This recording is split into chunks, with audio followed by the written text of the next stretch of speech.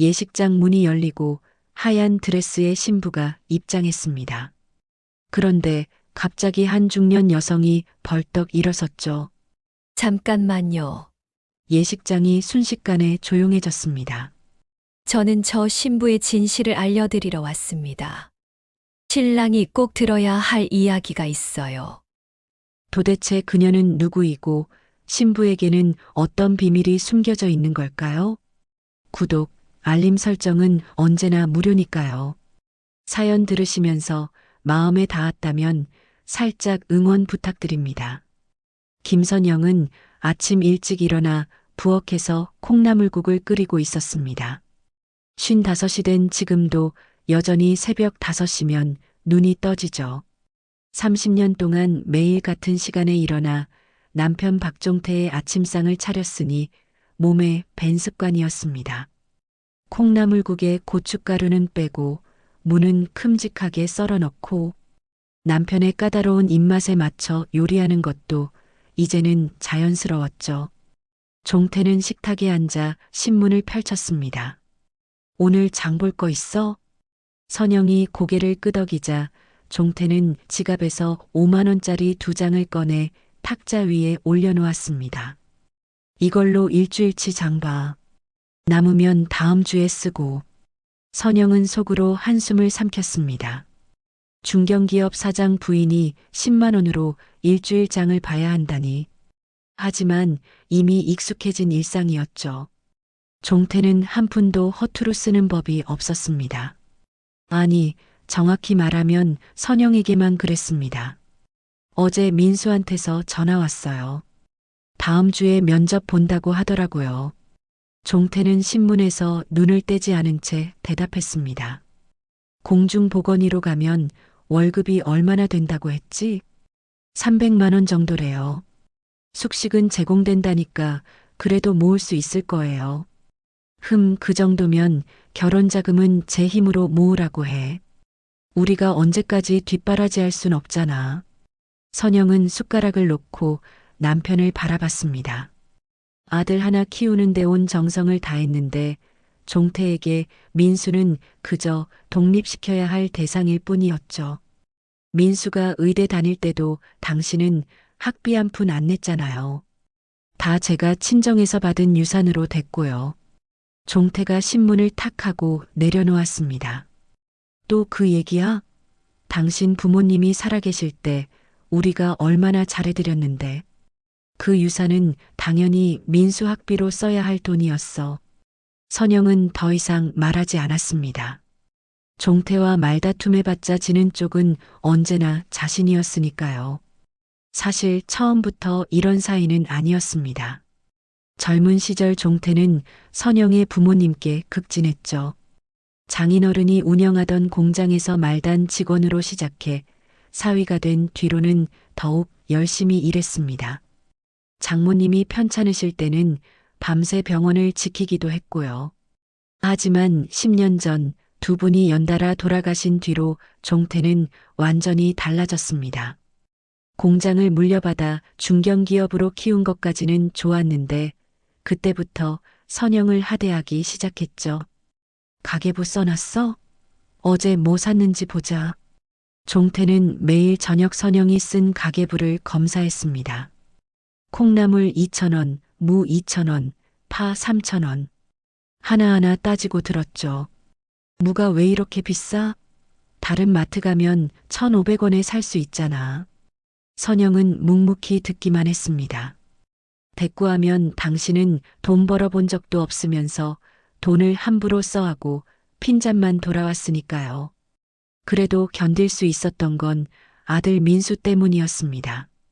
의대를 졸업하고 이제 곧 공중보건의로 발령받을 민수.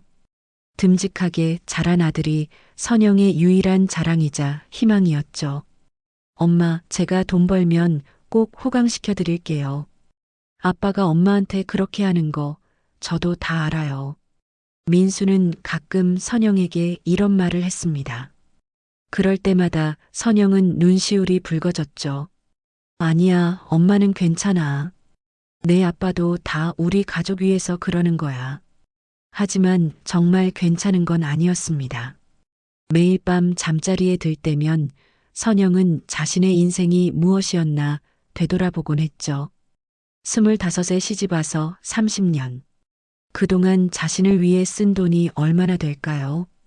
옷 한 벌 제대로 사 입은 적도, 친구들과 여행 한 번 간 적도 없었습니다. 당신, 오늘도 늦어요? 종태가 양복을 입으며 대답했습니다. 응, 거래처 접대가 있어서. 기다리지 말고 먼저 자. 선영은 남편의 옷매무새를 다듬어 주었습니다. 요즘 종태는 부쩍 야근과 회식이 잦아졌죠. 회사가 잘 되고 있다니 바쁜 건 당연하다고 생각했습니다. 현관문이 닫히는 소리를 듣고 선영은 거실 소파에 앉았습니다. 텅 빈 집안이 유독 쓸쓸하게 느껴지는 아침이었죠. 탁자 위에 놓인 10만 원을 바라보다가 선영은 작은 수첩을 꺼냈습니다. 콩나물 2,000원, 무 2,000원, 두부 2,500원. 꼼꼼하게 장볼 목록을 적어 내려갔습니다. 이게 자신의 일상이었으니까요. 남편이 번 돈을 아껴 쓰고 집안일을 하고 끼니 때마다 밥상을 차리는 것. 그것이 선영이 30년 동안 해온 일의 전부였습니다.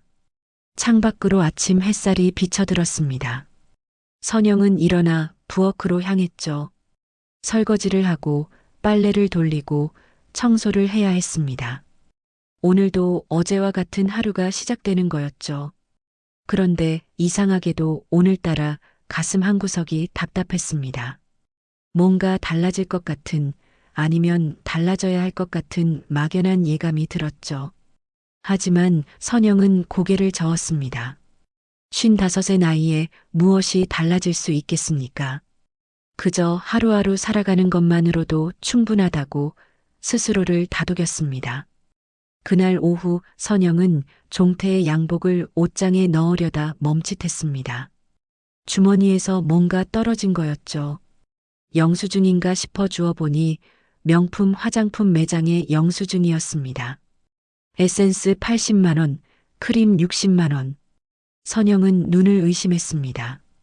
자신은 동네 마트에서 파는 10,000원짜리 로션으로 1년을 버티는데 종태가 140만 원어치 화장품을 샀다고요? 그것도 여성용 제품을.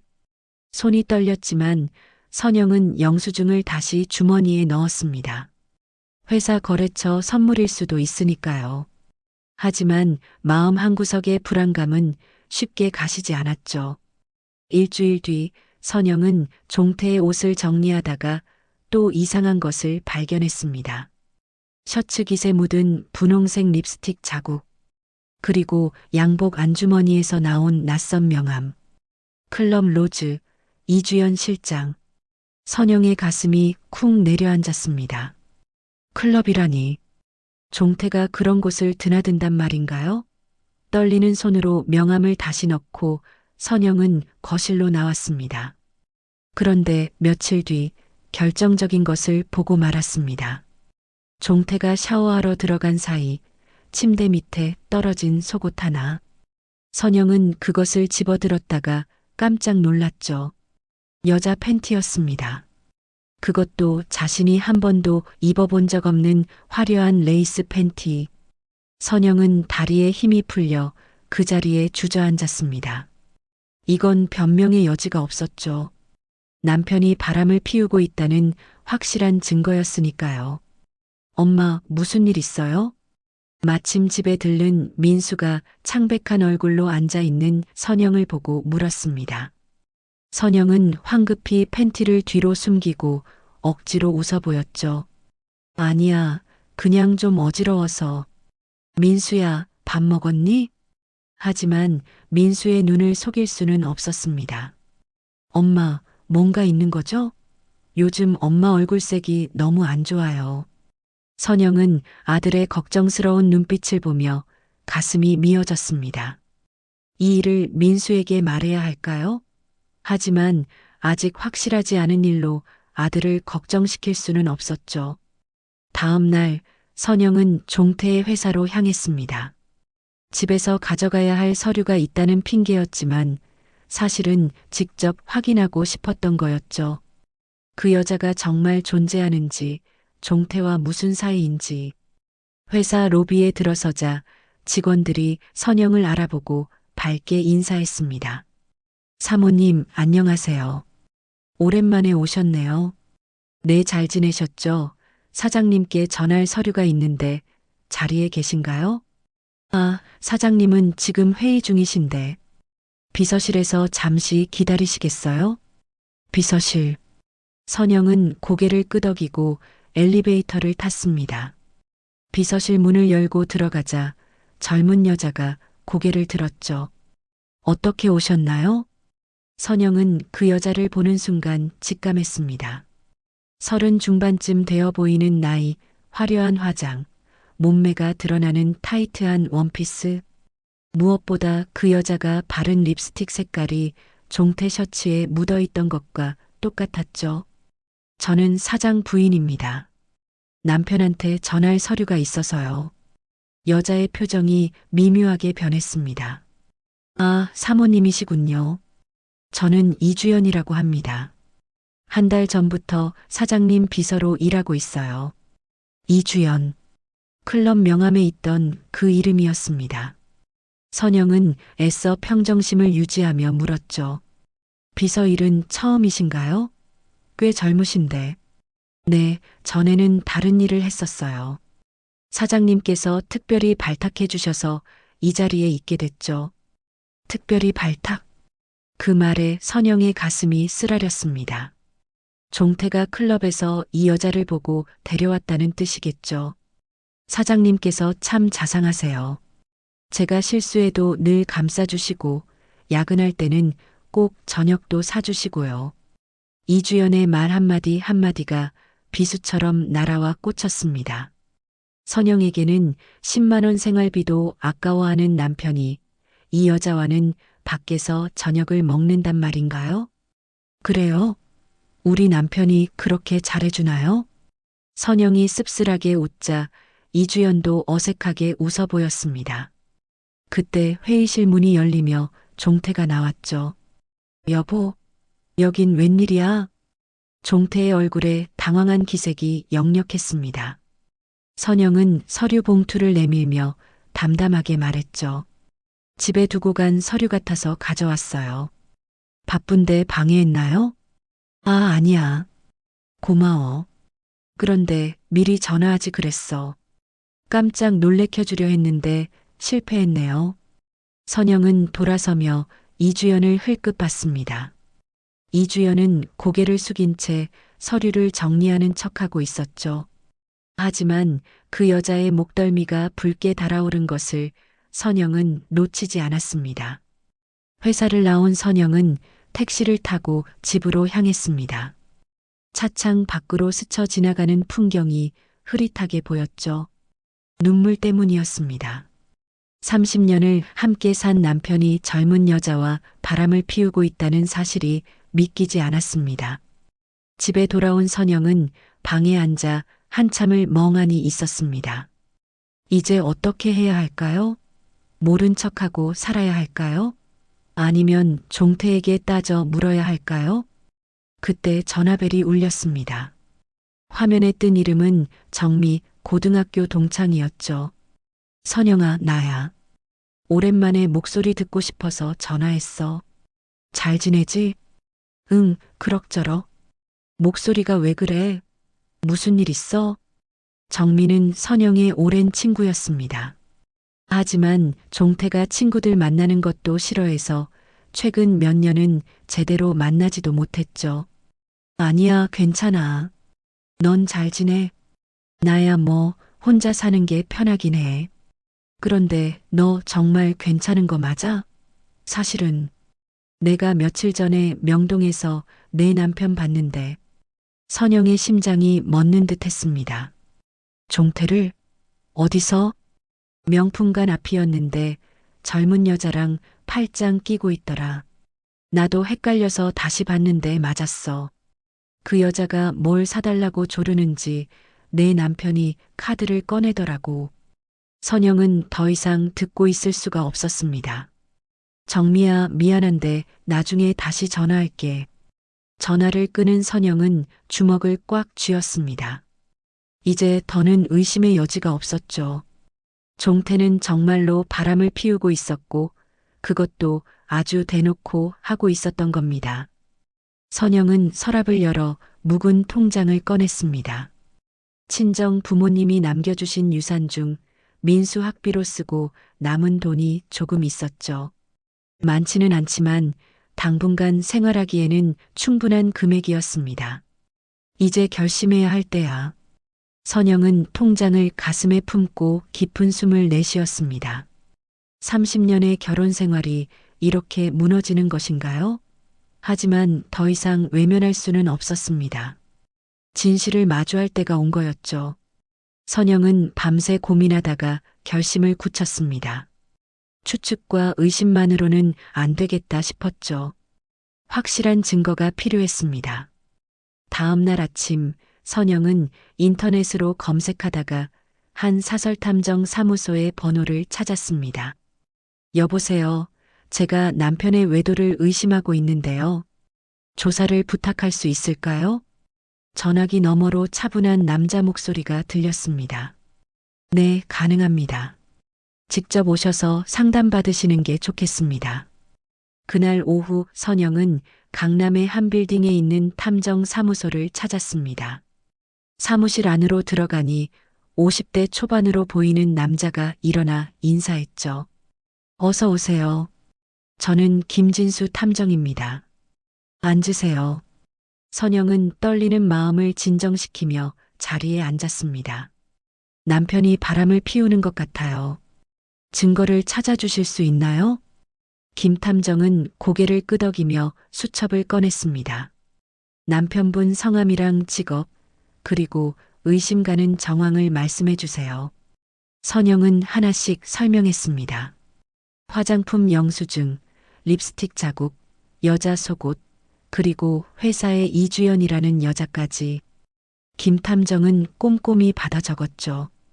일주일이면 충분할 것 같습니다. 비용은 300만 원입니다. 선영은 망설이다가 고개를 끄덕였습니다. 300만 원이면 큰 돈이지만 지금은 돈이 문제가 아니었죠.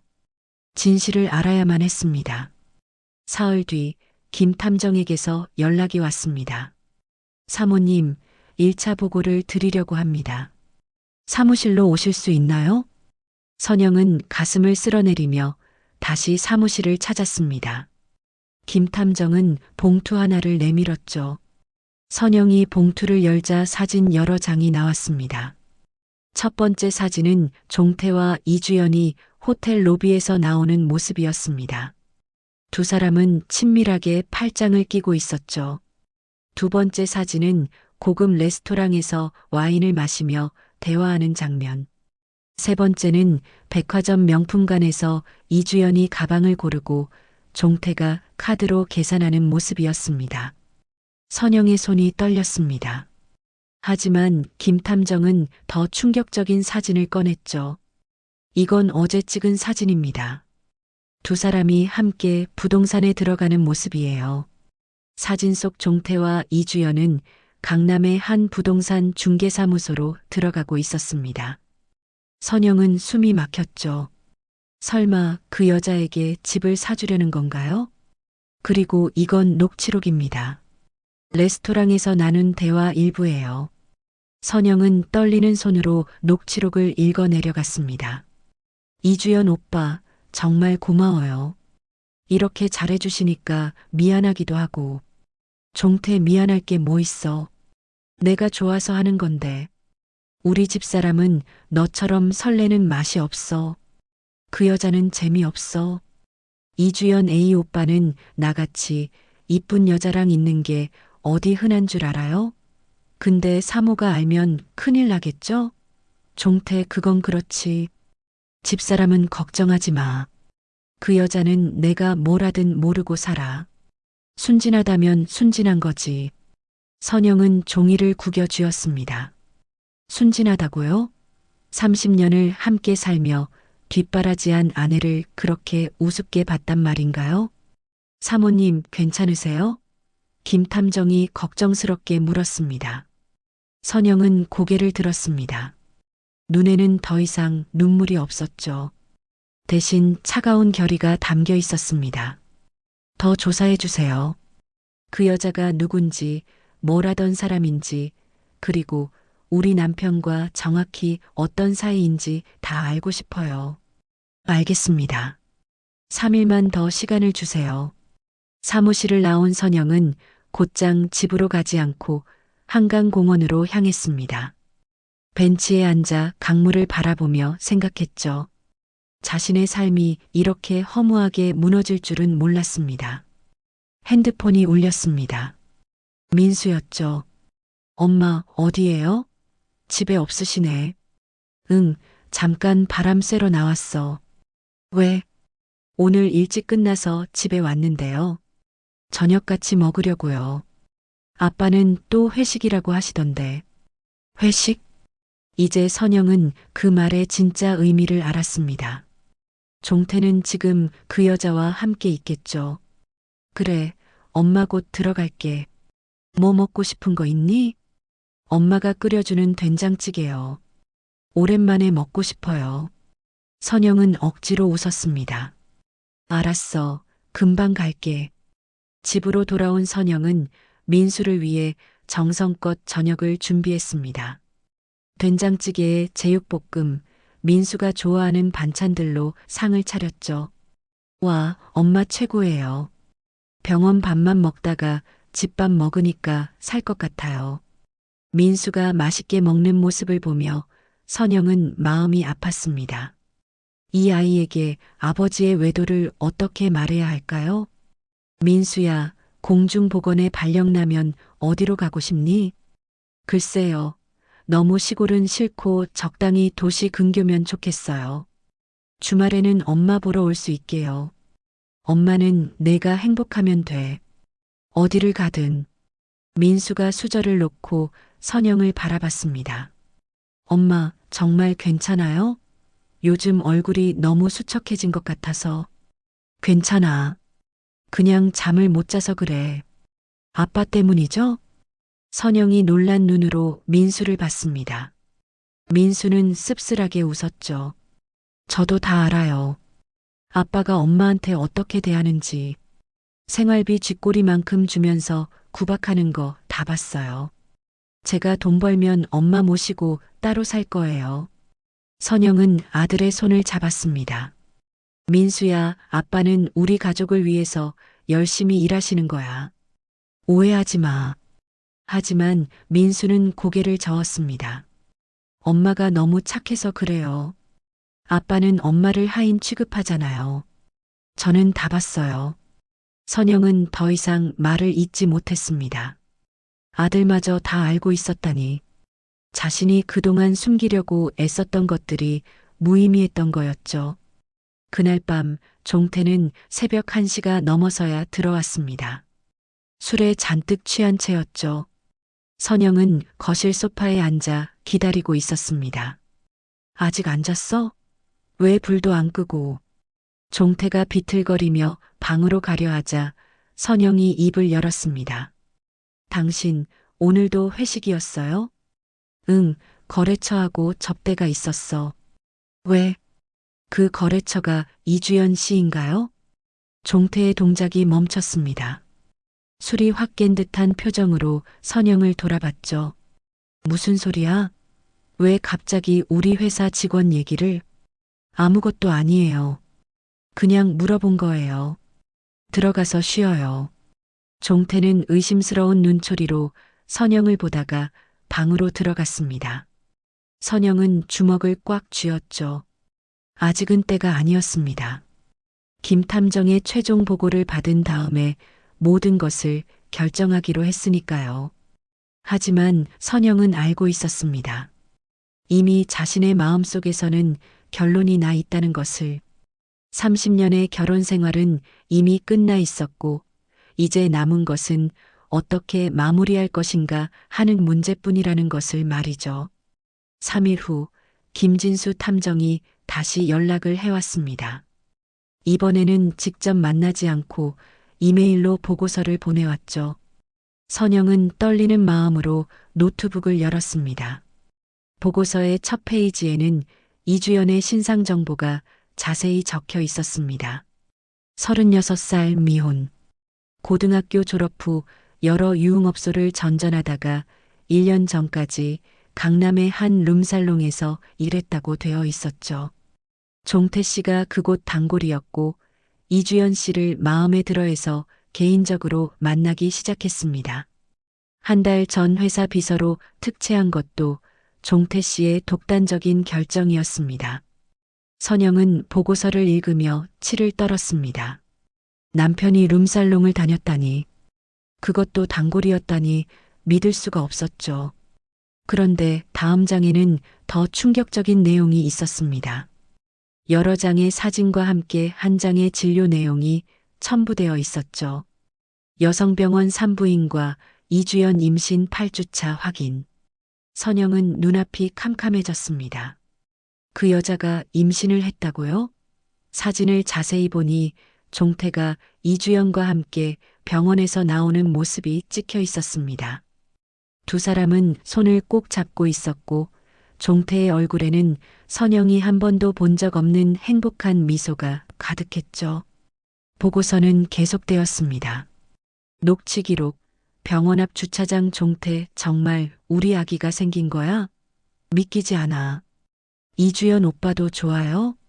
혹시 부담스러우신 거 아니에요? 종태, 무슨 소리야. 내가 얼마나 아이를 원했는데. 집사람이 민수 하나만 낳고 더는 안 낳겠다고 해서 포기했었거든. 이주연, 그럼 이 아이는? 종태, 당연히 낳아야지. 내가 다 책임질게. 걱정하지 마. 선영은 노트북을 닫았습니다. 더는 볼 수가 없었죠. 종태가 둘째를 원했다고요? 그런 말을 한 적이 단 한 번도 없었습니다. 오히려 민수 교육비가 많이 든다며 하나로 충분하다고 했던 사람이 종태였죠. 그때 핸드폰이 울렸습니다. 김진수 탐정이었습니다. 사모님, 보고서 확인하셨나요? 네, 확인했습니다. 한 가지 더 알려드릴 게 있습니다. 이주연 씨가 최근에 다른 남자를 만나고 있다는 정보를 입수했습니다. 선영은 귀를 의심했습니다. 다른 남자요? 네. 32살의 중견기업 후계자입니다. 부모님이 돌아가시고 최근에 회사를 물려받았다고 하더군요. 이주연 씨가 그 남자에게는 임신 사실을 숨기고 교제 중인 것 같습니다. 그럼 그 여자가 두 남자를. 그런 것 같습니다. 아마도 종태 씨에게는 경제적 지원을 받으면서 동시에 결혼 상대를 물색하고 있는 것으로 보입니다. 선영은 어이가 없어서 웃음이 나왔습니다. 종태가 그 여자에게 이용당하고 있다니. 어떻게 이런 일이 가능한 걸까요? 그리고 한 가지 더 있습니다. 이주연 씨가 그 남자와 다음 달에 결혼할 예정이라고 합니다. 이미 예식장도 잡았더군요. 결혼이요? 뱃속에 다른 남자아이를 가진 채로? 네. 아마 결혼하는 남자아이라고 속일 생각인 것 같습니다. 임신 초기니까 충분히 가능하겠죠. 선영은 전화를 끊고 한참을 생각했습니다. 이 사실을 종태에게 알려야 할까요? 하지만 곧 고개를 저었습니다. 종태가 당하든 말든 이제는 상관없었으니까요. 그런데 문득 한 가지 생각이 들었습니다. 그 결혼식을 망쳐버리면 어떨까요? 이주연이란 여자가 얼마나 뻔뻔한 인간인지 모두에게 알려주는 거죠. 그리고 종태에게도 제대로 된 충격을 주는 겁니다. 선영은 다시 김 탐정에게 전화했습니다. 탐정님, 그 결혼식이 언제, 어디서 열리는지 정확히 알아봐 주실 수 있나요? 물론입니다. 이틀이면 충분할 겁니다. 이틀 후, 선영은 결혼식의 모든 정보를 입수했습니다. 다음 달 둘째 주, 토요일 오후 2시.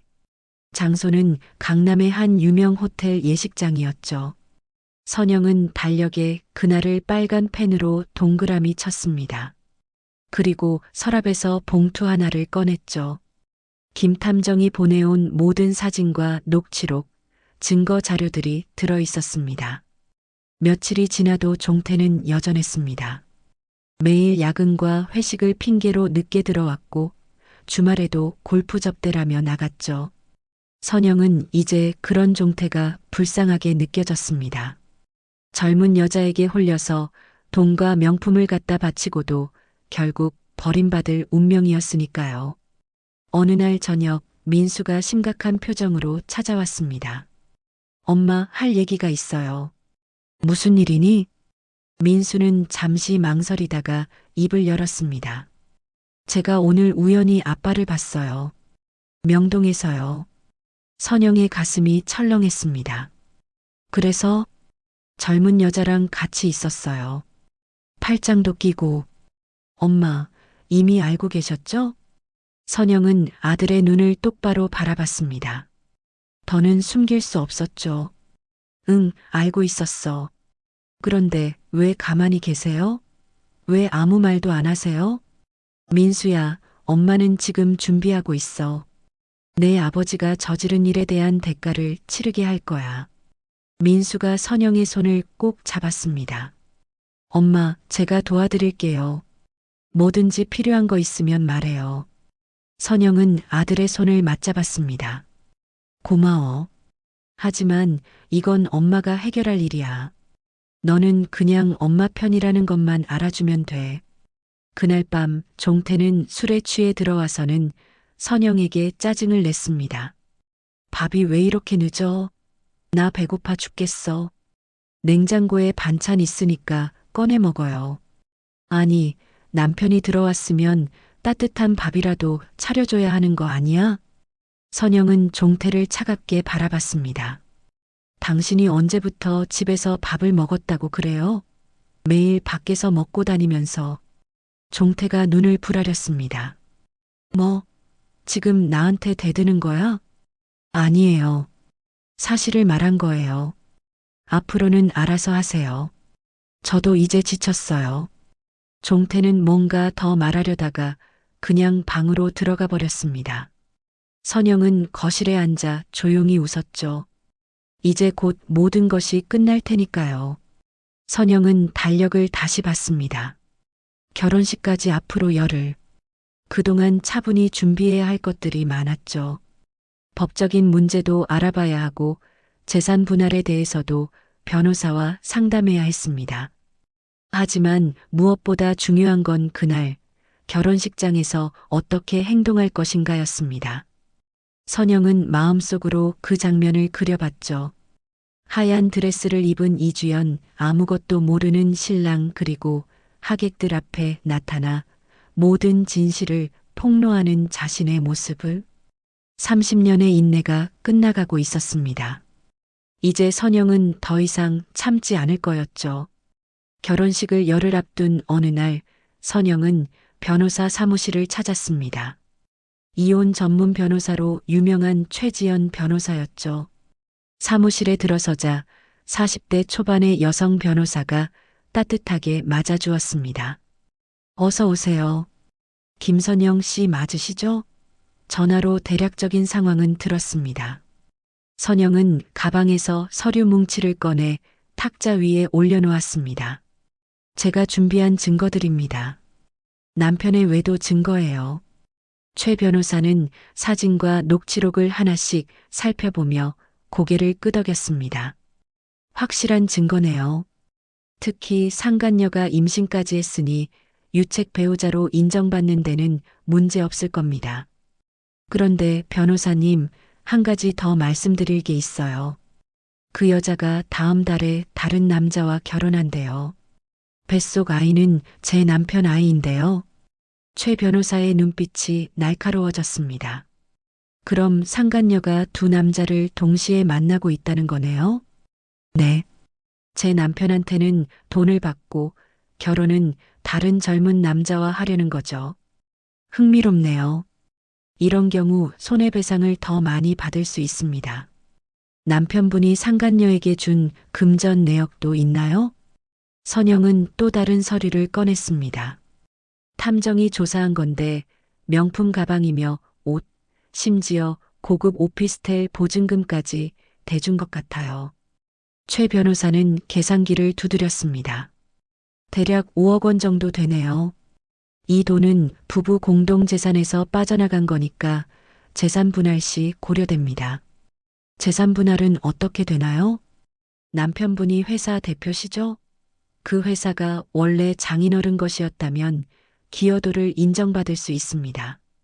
보통은 50대 50이지만 이런 경우엔 70%까지도 가능해요. 선영은 안도의 한숨을 내쉬었습니다.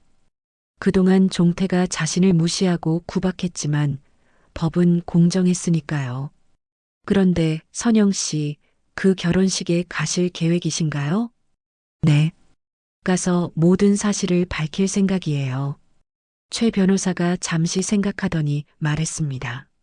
선영 씨 사실을 말해도 명예훼손으로 고소당할 수 있습니다.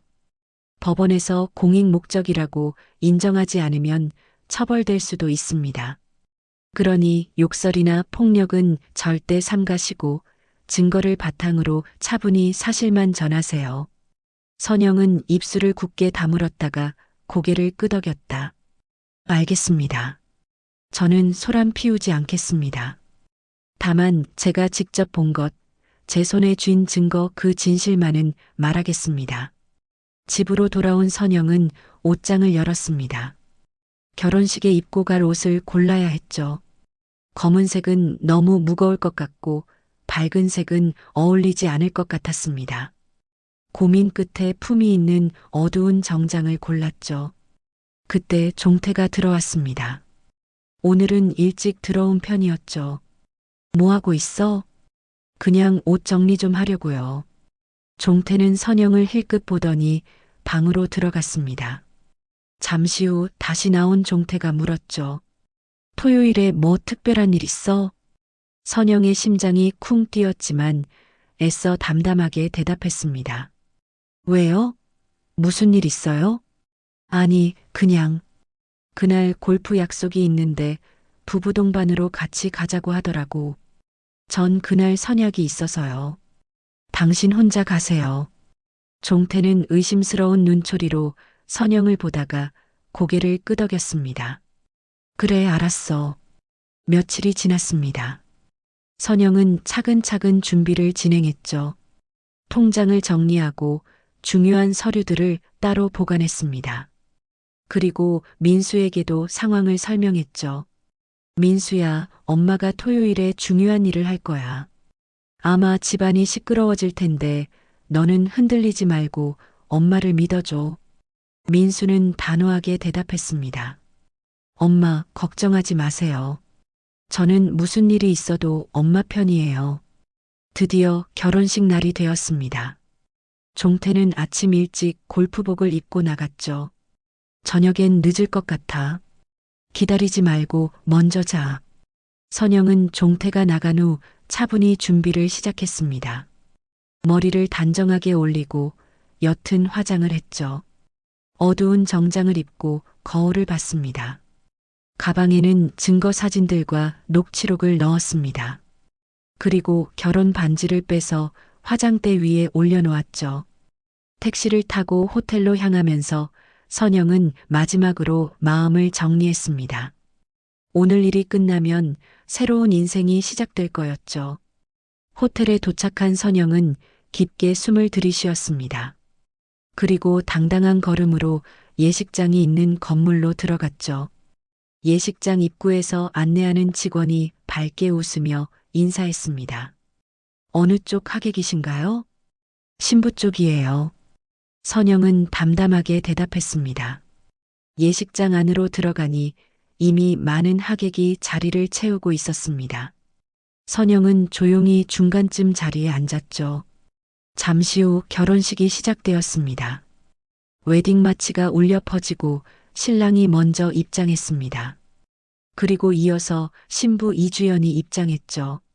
새하얀 웨딩드레스를 입은 이주연은 행복한 미소를 짓고 있었습니다. 하지만 선영의 눈에는 그저 뱃속에 다른 남자아이를 품고 순진한 남자를 속이는 사기꾼으로밖에 보이지 않았죠. 주례사가 시작되었습니다. 선영은 가방에서 휴대폰을 꺼냈습니다. 때를 기다리고 있었죠. 신부 이주연 씨, 신랑 김민호 씨를 남편으로 맞아 평생을 함께하겠습니까? 예. 바로 그 순간이었습니다. 선영이 자리에서 일어났습니다. 잠깐만요. 예식장 안이 순식간에 조용해졌습니다. 모든 사람의 시선이 선영에게 쏠렸죠. 지금 뭐 하시는 거예요? 사회자가 당황한 목소리로 물었습니다. 선영은 단상으로 걸어가며 차분하게 말했습니다. 저는 저 신부의 진실을 알려드리러 왔습니다. 신랑 되시는 분은 꼭 들으셔야 할 이야기가 있어요. 그리고 휴대폰을 들어 올렸습니다. 지금 제가 박종태 씨에게 전화를 걸겠습니다. 여기로 당장 오라고요. 선영은 종태에게 전화를 걸었습니다. 지금 당장 강남 하얏트 호텔로 오세요. 그랜드 볼룸이에요. 갑자기 왜? 무슨 일이야? 와보면 알아요. 당신 애인 이주연 씨가 지금 다른 남자와 결혼식을 올리고 있거든요. 전화 너머로 종태의 숨이 멎는 소리가 들렸습니다. 전화를 끊은 선영은 다시 하객들을 향해 돌아섰습니다. 예식장은 웅성거리기 시작했죠. 죄송합니다. 잠시만 기다려주세요. 곧 이 결혼식의 진실이 밝혀질 겁니다. 신랑 민호가 당황한 표정으로 물었습니다. 도대체 누구신데 이러시는 거죠? 박종태가 누구예요? 저는 박종태의 아내입니다. 그리고 신부 이주연 씨는 제 남편의 애인이죠. 예식장이 술렁이기 시작했습니다. 이주연의 얼굴은 하얗게 질렸고 다리가 후들거리는 게 보였죠. 거짓말이에요. 전 그런 사람 몰라요. 이주연이 소리쳤습니다. 선영은 가방에서 봉투를 꺼냈습니다. 그럼 이 사진들은 뭔가요? 첫 번째 사진을 높이 들었습니다. 종태와 이주연이 호텔에서 나오는 사진이었죠. 이건 두 사람이 호텔에서 나오는 모습입니다. 날짜는 2달 전이네요. 두 번째 사진을 들었습니다. 이건 명품 매장에서 찍힌 사진입니다. 제 남편이 이주연 씨에게 가방을 사주는 모습이죠. 하객들이 수군거리기 시작했습니다. 민호의 얼굴이 점점 굳어갔죠. 주연아, 이게 사실이야? 민호가 떨리는 목소리로 물었습니다. 이주연은 대답하지 못하고 고개만 숙였습니다. 선영은 마지막 사진을 꺼냈습니다. 그리고 이건 가장 중요한 증거입니다. 산부인과 진료 기록이에요. 이주연 씨, 임신 8주째시죠? 이제는 10주인가? 내 남편이랑 산부인과 갔다가 나오는 사진도 여기 있어요. 민호가 비틀거렸습니다. 뭐라고? 임신? 바로 그때 예식장 문이 벌컥 열렸습니다. 종태가 헐레벌떡 뛰어들어왔죠. 골프복 차림 그대로였습니다. 주연아, 종태가 이주연을 보고 소리쳤습니다. 모든 하객의 시선이 종태에게 쏠렸습니다. 저 사람이 박종태예요. 제 남편이죠. 선영이 차갑게 말했습니다. 종태는 상황을 파악하고는 얼굴이 새파랗게 질렸습니다. 이게 무슨 일이야? 주연아, 내가 결혼한다고? 이주연은 드레스 자락을 움켜쥐고 울기 시작했습니다. 오빠, 미안해요. 오빠? 민호가 경악했습니다. 당신들 무슨 사이야? 종태가 비틀거리며 다가왔습니다. 주연아, 어떻게 나한테 이럴 수가 있어? 우리 아이를 가졌다면서. 나랑 함께 하기로 했잖아. 선영이 나섰습니다. 당신도 속은 거예요. 이 여자는 당신에게서 돈만 받아내고 결혼은 더 젊고 부유한 남자와 하려고 했던 거죠. 그때 선영은 녹취록을 꺼내 들었습니다. 여기 이주연 씨가 친구와 나눈 통화 내용이 있어요. 선영이 녹취록을 읽기 시작했습니다. 그 늙은이한테서 돈만 뜯어내고 결혼은 민호랑 하면 되지. 애 아빠가 누군지 어떻게 알아? 결혼하고 나서 임신한 것처럼 하면 돼. 예식장이 아수라장이 되었습니다. 민호의 부모님이 단상으로 올라왔죠. 이게 무슨 일이야? 우리 아들을 속였단 말이야? 민호가 넥타이를 풀어던지며 소리쳤습니다. 다 끝났어. 이딴 결혼 안 해. 이주연이 무릎을 꿇고 민호에게 매달렸습니다. 민호야, 미안해. 정말 미안해. 하지만 난 진짜 당신을 사랑해. 사랑? 다른 남자아이를 베고 사랑을 말해? 민호가 이주연을 뿌리쳤습니다. 종태는 충격에 그 자리에 주저앉았습니다. 내가 이런 여자에게 속았다니. 선영은 종태를 내려다봤습니다. 이제 알겠어요? 당신이 가정을 버리고 선택한 여자가 어떤 사람인지. 회사 돈 7억을 횡령해가며 퍼준 여자가 당신을 어떻게 생각했는지. 7억? 하객 중 누군가가 놀라 소리쳤습니다. 네, 제 남편은 회사 자금을 횡령해서 이 여자에게 썼어요. 그 사실도 이미 회사에 알렸고 내일 이사회가 열릴 예정입니다. 종태의 얼굴이 죽은 사람처럼 창백해졌습니다. 신부 측 하객들이 하나둘 자리를 뜨기 시작했습니다. 신랑 측에서도 욕설이 터져나왔죠. 사기꾼이네. 아이 아빠도 모르는 여자라니. 이런 결혼식은 처음이야. 이주연은 바닥에 주저앉아 흐느꼈습니다. 화려했던 웨딩드레스가 구겨진 채 바닥에 질질 끌렸죠. 선영은 마지막으로 말했습니다. 저는 오늘로 이혼 소송을 시작할 겁니다. 그리고 당신들이 저지른 일에 대한 대가는 법이 판단할 거예요. 선영이 돌아서려는데 이주연이 드레스 자락을 잡고 일어서며 소리쳤습니다. 당신이 뭔데? 내 인생을 망쳐놓고. 선영은 뒤도 돌아보지 않았습니다. 본인이 선택한 길이에요. 그 대가는 본인이 치르시길. 예식장을 나온 선영은 깊게 숨을 내쉬었습니다. 밖에서 기다리고 있던 민수가 달려왔죠. 엄마, 다 봤어요. 정말 대단하셨어요. 끝났어, 민수야. 이제 정말 끝났어. 뒤에서 종태가 비틀거리며 쫓아나왔습니다. 선영아, 잠깐만 얘기 좀 하자. 하지만 선영은 민수와 함께 걸어갔습니다. 뒤돌아볼 이유가 없었죠. 그날 저녁 결혼식장 난동 소식은 순식간에 퍼졌습니다. 5호회사 사장 불륜 스캔들, 신부가 숨겨놓은 애인 결혼식장 습격 사건 등의 제목으로 온라인을 뜨겁게 달궜죠. 집에 돌아온 선영은 거실에 앉아 있었습니다. 종태가 술에 취해 전화를 걸어왔지만 받지 않았죠. 대신 화장대 위에 놓아둔 결혼 반지를 집어들었습니다. 30년이라. 선영은 반지를 쓰레기통에 던졌습니다. 그리고 일어나 창문을 활짝 열었죠. 상쾌한 저녁 공기가 들어왔습니다. 새로운 시작이었습니다. 다음 날 아침 예상대로 회사는 발칵 뒤집혔습니다. 이사회가 긴급 소집되었고 감사팀의 조사 결과가 발표되었죠. 박종태 사장이 지난 2년간 회사 자금 7억 3천만 원을 횡령한 사실이 확인되었습니다.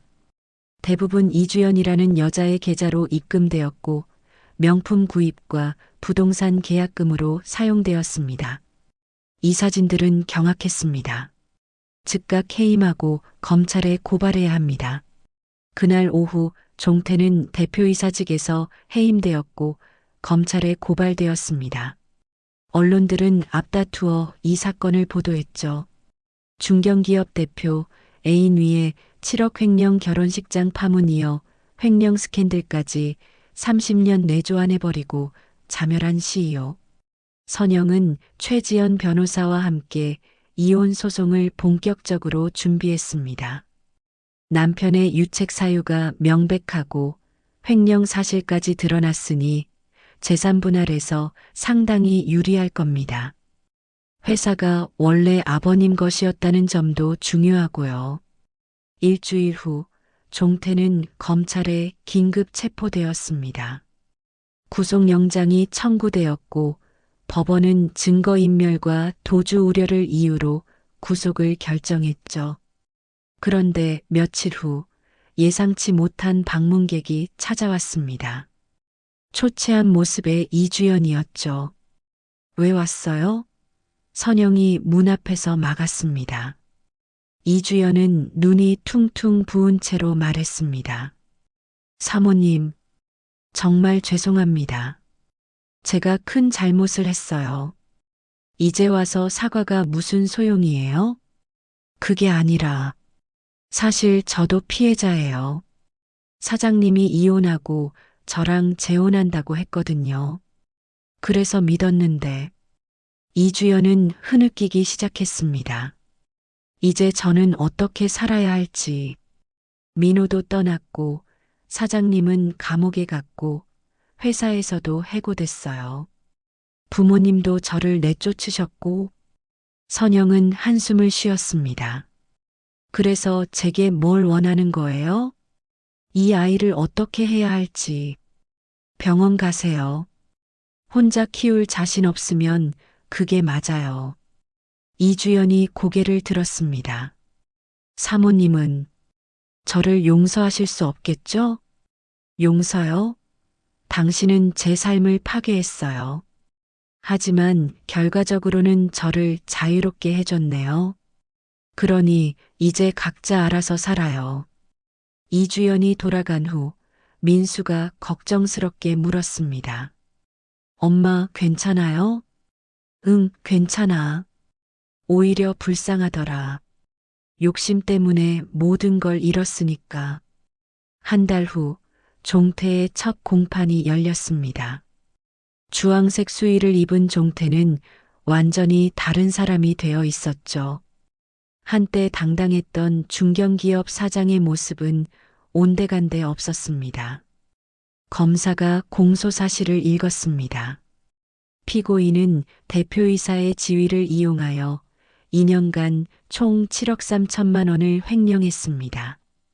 종태의 변호인이 일어섰습니다. 피고인은 깊이 반성하고 있습니다. 초범이고, 하지만 검사는 단호했습니다. 피고인은 불륜 관계 유지를 위해 회사 공금을 유용했습니다. 죄질이 매우 불량합니다. 재판이 진행되는 동안 방청석에 앉아 있던 선영은 복잡한 심정이었습니다. 30년을 함께 산 남편이 죄수가 되어 있는 모습이 낯설면서도 안타까웠죠. 증인으로 나온 회계팀장이 증언했습니다. 사장님은 허위 서류를 만들어 자금을 빼돌렸습니다. 접대비, 출장비 명목이었지만 실제로는 개인적 용도였죠.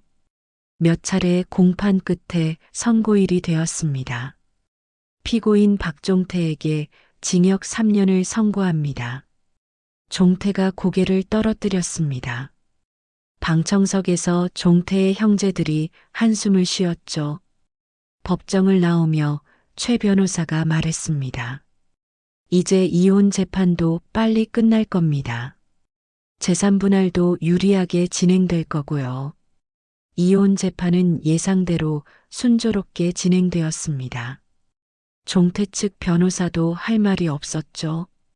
원고의 주장을 대부분 인정합니다. 피고의 부정행위가 명백하고 혼인 파탄의 책임이 전적으로 피고에게 있습니다. 재판부는 재산의 70%를 선영에게 분할하고 위자료 1억 원을 지급하라고 판결했습니다. 이혼을 허가합니다. 원고 김선영과 피고 박종태는 이제 법적으로 남남입니다. 법정을 나온 선영은 깊게 숨을 들이쉬었습니다. 봄날의 따사로운 햇살이 얼굴에 닿았죠. 엄마, 수고하셨어요. 민수가 엄마의 어깨를 감쌌습니다. 이제 정말 끝이구나. 선영이 하늘을 올려다봤습니다. 그런데 며칠 후 뜻밖의 소식이 들려왔습니다. 이주연이 아이를 지우고 고향으로 내려갔다는 것이었죠. 그리고 종태는 교도소에서 탄원서를 보내왔습니다. 선영에게 미안하다. 정말 미안하다. 내가 바보였다. 30년 동안 곁에 있던 진주를 몰라봤다. 용서받을 자격도 없지만 그래도 한 번만 만나주면 안 될까? 선영은 편지를 찢어버렸습니다. 이제 와서 무슨 말이 필요할까요? 재산 정리가 끝나자 선영은 새로운 계획을 세웠습니다. 민수야, 엄마가 오래전부터 꿈꿔왔던 게 있어. 뭔데요? 갤러리 카페를 열고 싶어. 조용한 곳에서 그림도 그리고 사람들과 소통하면서 살고 싶어. 민수의 얼굴이 밝아졌습니다. 좋아요. 엄마가 그림 잘 그리시잖아요. 제가 도와드릴게요. 선영은 경기도 양평의 한적한 마을에서 마음에 드는 건물을 찾았습니다. 작지만 아늑한 2층 건물이었죠. 여기다, 민수야. 1층은 카페로, 2층은 갤러리로 만들 거야. 완벽해요, 엄마. 선영은 설렘 가득한 마음으로 새로운 시작을 준비했습니다. 56의 나이였지만 오히려 20살 때보다 더 젊고 자유로운 기분이었죠. 6달이 흘렀습니다. 양평의 작은 건물은 완전히 새로운 모습으로 탈바꿈했죠. 새로운 아침이라는 이름의 갤러리 카페가 문을 연 것입니다. 오픈식에는 민수를 비롯해 정미와 오랜 친구들, 그리고 동네 주민들이 모두 모였습니다. 선영아, 정말 멋져. 내가 꿈꾸던 곳이 이렇게 현실이 되다니. 정미가 감탄했습니다. 고마워. 이제야 내 공간이 생긴 것 같아. 카페 벽에는 선영이 그동안 그려온 그림들이 걸려 있었습니다. 따뜻한 색감의 풍경화들과 소소한 일상을 담은 작품들이었죠. 엄마, 이 그림은 언제 그리신 거예요? 민수가 한 그림 앞에 멈춰 섰습니다. 그것은 젊은 여인이 아이를 안고 있는 모습이었습니다. 선영이 민수를 낳았을 때를 떠올리며 그린 그림이었죠. 너를 낳았을 때 생각하면서 그렸어. 그때가 정말 행복했거든. 민수가 엄마를 꼭 안아주었습니다. 엄마, 이제는 매일매일이 행복하시길 바라요. 카페는 입소문을 타고 점점 알려지기 시작했습니다. 도시에서 벗어나 조용히 쉬고 싶은 사람들이 찾아왔고 선영의 정성스러운 커피와 직접 구운 빵은 단골 손님들을 만들어냈죠. 어느 비 오는 오후 우산도 없이 뛰어든 한 중년 남자가 있었습니다. 아이고, 죄송합니다. 갑자기 비가 쏟아져서 괜찮아요. 수건 가져다 드릴게요.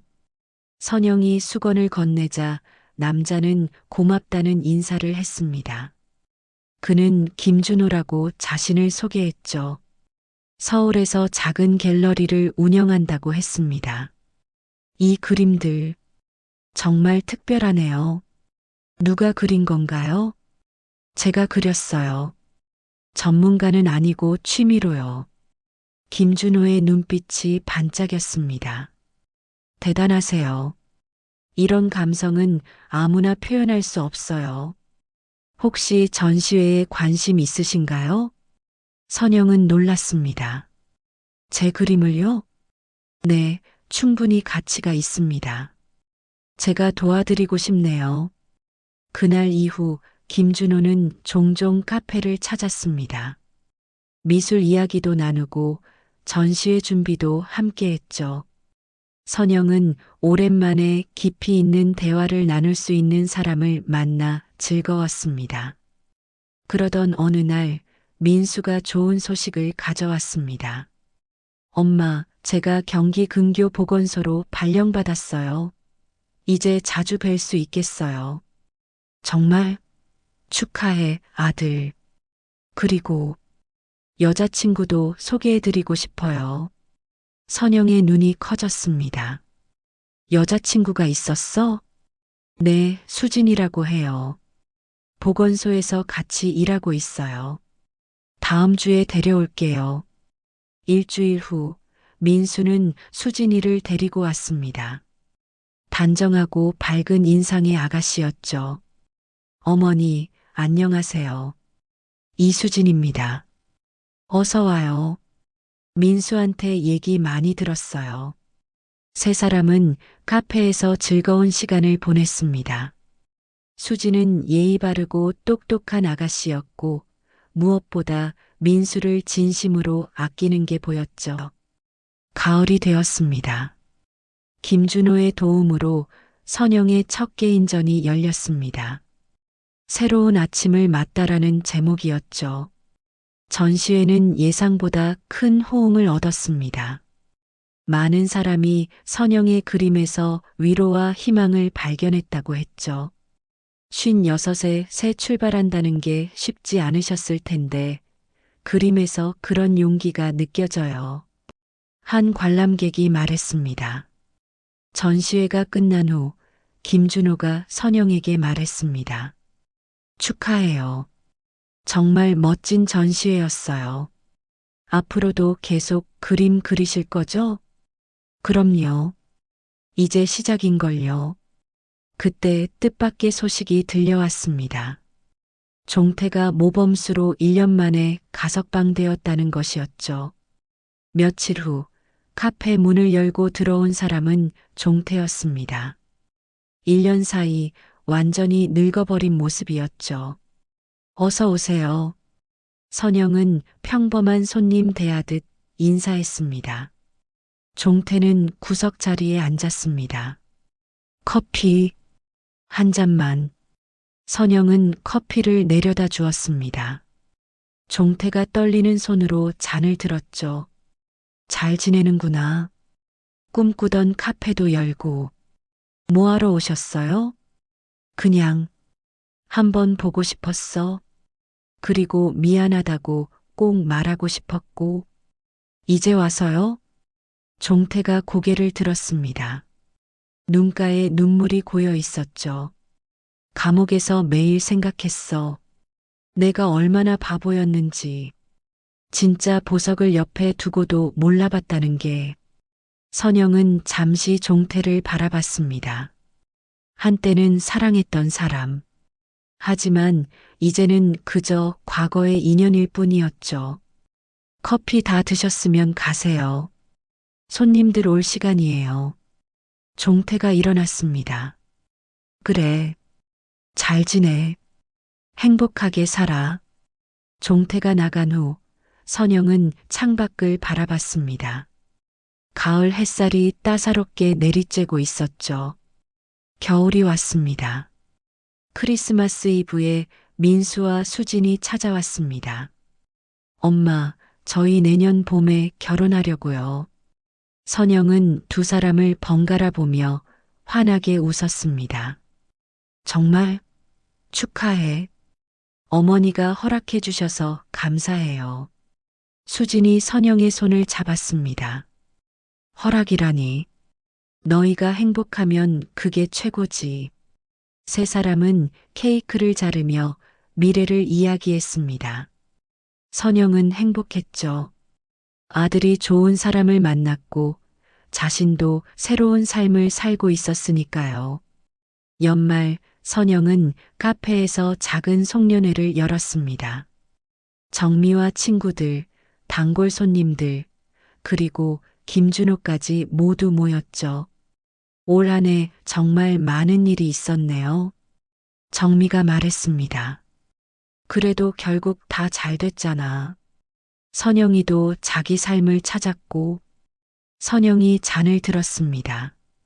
모두들 고마워요. 덕분에 제가 여기까지 올 수 있었어요. 모두가 건배했습니다.